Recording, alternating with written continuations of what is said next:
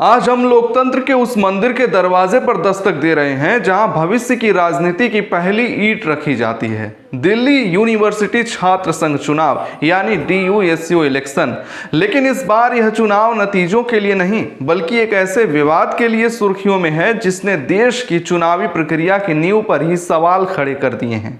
Delhi high court का एक आदेश आता है और रातों रात DUSU चुनाव में इस्तेमाल हुई सारी EVM मशीनें, सारे कागजात, सारे सबूतों को एक लोहे के बक्से में बंद करके सुरक्षित रखने का फरमान जारी होता है।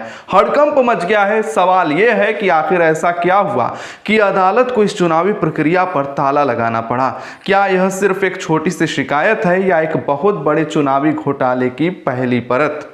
कहानी शुरू होती है 19 तारीख को जब DUSU चुनाव के नतीजे घोषित हुए। ABVP के अध्यक्ष पद के उम्मीदवार आर्यन मान की जीत का जश्न मनाया जा रहा था, लेकिन जीत के इस शोर के बीच एक और आवाज उठ रही थी, एक ऐसी आवाज जिसे अनसुना करने की कोशिश की गई। यह आवाज थी NSUI की अध्यक्ष पद की उम्मीदवार जोसलीन नंदिता चौधरी की। चुनाव के दिन ही उन्होंने जो आरोप लगाए थे वे अब एक कानूनी तूफान का रूप ले चुके हैं। उन्होंने उस दिन जो कहा उसे ध्यान से सुनिए। यह सिर्फ एक बयान नहीं बल्कि उस चिंगारी का पहला धुआं था जिसने आज आग लगा दी है। सोचिए, आप वोट डालने जाते हैं, आपके सामने एक मशीन है जिसे निष्पक्षता का प्रतीक माना जाता है, लेकिन उस मशीन पर एक खास उम्मीदवार के नाम के आगे पहले से ही स्याही का एक निशान लगा हुआ है। आपके दिमाग में पहला ख्याल क्या आएगा? क्या यह किसी को यह बताने की कोशिश है कि वोट कहां देना है? क्या यह एक तरह का मानसिक दबाव नहीं है? NSUI ने अपनी याचिका में यही कहा है। यह कोई मामूली चूक नहीं बल्कि स्वतंत्र और निष्पक्ष चुनाव की प्रक्रिया की नींव को हिला देने वाली साजिश है। लेकिन कहानी में एक और मोड़ है। जब यह मामला हाई कोर्ट पहुंचा तो दिल्ली यूनिवर्सिटी की तरफ से पेश हुए वकील ने एक बेहद दिलचस्प दलील दी। उन्होंने कहा, यहां कोई छेड़छाड़ नहीं हुई है, सिर्फ किसी ने अंगूठे का निशान लगा दिया था। इसे टैंपरिंग नहीं कहा जा सकता। एक अंगूठे का निशान, क्या यह इतना आसान है? क्या कोई भी वोटर EVM पर जाकर अपनी मर्जी से स्याही लगा सकता है? और अगर किसी ने ऐसा किया भी तो चुनाव अधिकारियों ने उसे उसी वक्त रोका क्यों नहीं?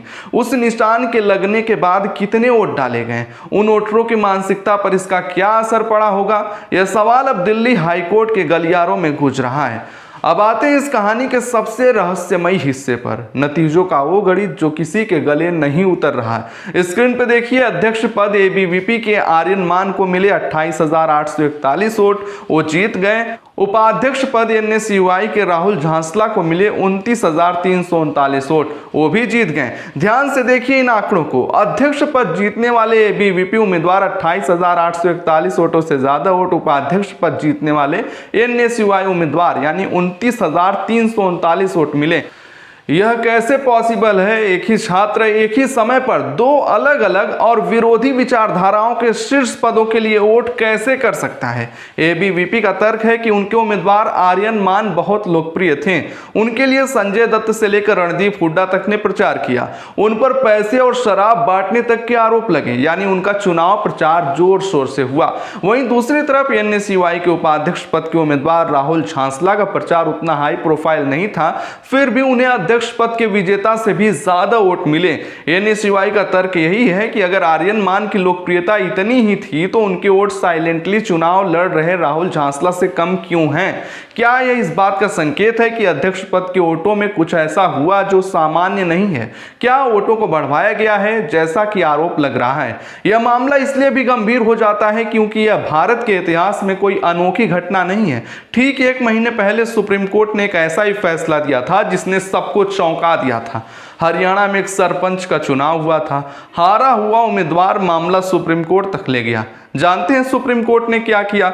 उन्होंने EVM मशीन को सीधे सुप्रीम कोर्ट के परिसर में मंगवाया। जजों के सामने EVM और VVPAT की पर्चियों को खोला गया और वोटों की दोबारा गिनती हुई। नतीजा, जो उम्मीदवार पहले हारा हुआ घोषित किया गया था वह 51 वोटों से जीत गया और जो जीत का जश्न मना रहा था वह हार गया। सुप्रीम कोर्ट ने यह साबित कर दिया कि अगर शक की सुई EVM पर है तो सच जानने के लिए किसी भी हद तक जाया जा सकता है। अब वही सवाल दिल्ली हाई कोर्ट के सामने है। कोर्ट ने 16 दिसंबर को अगली तारीख दी है, लेकिन यह तारीख सिर्फ एक तारीख नहीं है, यह एक इंतजार है। DUSU का कार्यकाल सिर्फ 1 साल का होता है। अगर यह मामला तारीखों के जाल में फंस गया तो हो सकता है कि जब तक फैसला है तब तक चुनाव का साल ही पूरा हो जाए और यह पूरी लड़ाई बेमानी हो जाए। तो अब आगे क्या होगा? क्या दिल्ली हाई कोर्ट भी सुप्रीम कोर्ट की तरह ईवीएम को अपने सामने खुलवा कर जांच करेगा? क्या उस स्याही के निशान को एक मामूली अंगूठे का निशान मानकर याचिका खारिज कर दी जाएगी, या फिर क्या DUSU का चुनाव रद्द होगा और दिल्ली यूनिवर्सिटी के छात्र राजनीति में एक नया इतिहास लिख जाएगा?